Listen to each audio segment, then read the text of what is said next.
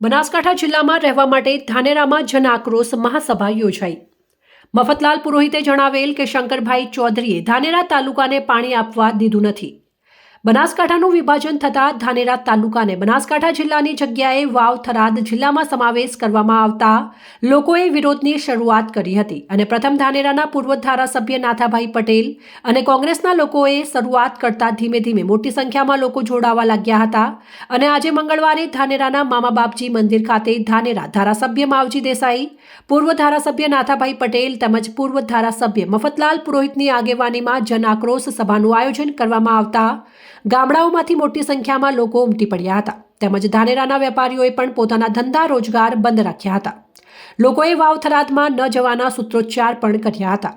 આ પ્રસંગે ધાનેરાના ધારાસભ્ય માવજી દેસાઈ, પૂર્વ ધારાસભ્ય નાથાભાઈ પટેલ, પૂર્વ ધારાસભ્ય મફતલાલ પુરોહિત, ધાનેરા હિતરક્ષક સમિતિના અમૃતભાઈ રાવલ, ડામરાજી રાજગોર, બળવંતભાઈ બારોટ તેમજ અન્ય આગેવાનોની સાથે સાથે મોટી સંખ્યામાં લોકો પણ ઉમટી પડ્યા હતા, જેમાં નાથાભાઈ પટેલ, કાળુભાઈ તરખ, બળવંતભાઈ બારોટ, ડામરાજી રાજગોર તેમજ માવજીભાઈ દેસાઈએ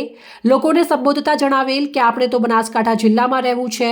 વાવ થરાદમાં જવું નથી। ત્યારે પૂર્વ ધારાસભ્ય મફતલાલ પુરોહિતે વિધાનસભાના અધ્યક્ષ શંકરભાઈ ચૌધરીને ખુલ્લેઆમ આક્ષેપો કરતા જણાવેલ કે ધાનેરાને પાણી ન આપવાનું કામ કર્યું હોય તો તે શંકરભાઈ ચૌધરીએ કર્યું છે, તે માટે તેમને કુદરત ક્યારેય નહીં છોડે અને ઉપરથી આ તાલુકાને બનાસકાંઠા જિલ્લામાંથી વિખૂટો પાડીને થરાદમાં ભેળવી દેવામાં આવેલ તે પણ તેમનું જ કામ છે। કેમ કે હું એક મોટા નેતા પાસે ગયો ત્યારે તે નેતાએ જણાવેલ કે આ બધું શંકરભાઈના હાથમાં છે, તે માટે તેમના સિવાય કોઈ ધાનેરા તાલુકાને બનાસકાંઠામાં નહીં લાવી શકે, તે માટે ધાનેરાને બનાસકાંઠા જિલ્લામાં ન લાવવા માટે પણ શંકરભાઈ કામ કરી રહ્યા છે।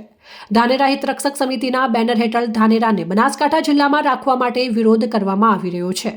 ત્યારે આ સભામાં વધુને વધુ લોકો આવે તે માટે કલાકારોને પણ બોલાવ્યા હતા, જેથી કલાકારોને દેખવા માટે પણ ગામડાથી લોકો દોડી આવ્યા હતા તેમજ ધાનેરા બંધનું એલાન આપવામાં આવ્યું હતું, પરંતુ દુકાનદારોએ પોતાની દુકાનો ખોલતા કેટલાક લોકો દ્વારા દુકાનદારોને દુકાન બંધ કરાવવા માટે નજરે પડ્યા હતા, જેથી વેપારીઓએ પોતાની દુકાનો બંધ કરી હતી અને 12 વાગ્યા પછી તમામ લોકોએ પોતાની દુકાનો ખોલીને વેપાર ધંધા શરૂ કર્યા હતા।